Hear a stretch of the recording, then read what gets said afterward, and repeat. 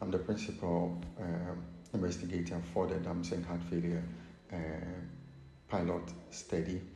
I work as a cardiologist at the second largest teaching hospital, that is the Komfo Teaching Hospital. So heart failure with reduced ejection fraction is often underdiagnosed in the resource poor settings like Ghana or in under-resourced nations. As we know, if you delay the diagnosis of heart failure, it carries with it some grim prognosis. First of all, there is delayed institution of medications or care, and that carries mortality or morbidity consequences.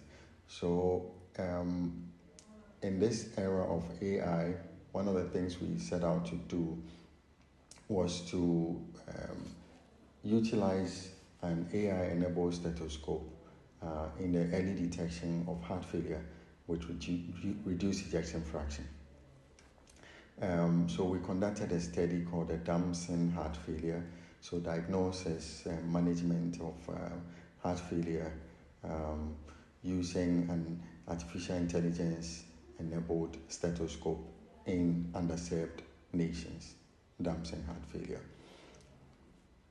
We recruited patients who presented with symptoms suspicious of heart failure, and we screened these patients with a stethoscope, and after screening them with a stethoscope, they are scheduled for comprehensive transthoracic echo by an operator who is blinded to the findings of the stethoscope. What were the major findings? The major findings of this study, which ended up recruiting 115 patients. Indeed, the statistical analysis was such that if we recruited at least 100 patients, we had over 80 to 90% power to detect, if you like, heart failure will reduce ejection fraction.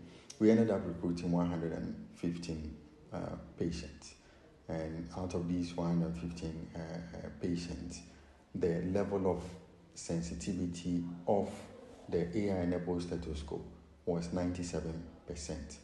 The specificity of this tool was 80%. So meaning that for most patients, 97% of the patients who had heart failure with reduced ejection fraction, the AI-enabled stethoscope was able to pick them.